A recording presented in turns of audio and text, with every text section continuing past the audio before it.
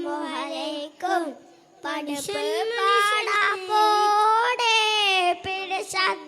നിന്നോടെ പഠിച്ചോണ്ടേ കാരുണ്യം കിട്ടുന്നത് കണ്ടോളെ അന്യോനപ്പോരാടി പോരാടി മിൽക്കേണ്ട പൊന്നാരെ ക്ഷേത്രങ്ങൾ പള്ളികളിൽ വേണ്ട. രണ്ടാളും കൂടി ആദ്യം ഒന്നും കൂടി തുടങ്ങിക്കോ. രണ്ടാളും സലാം പറ. നീ പോവല്ല.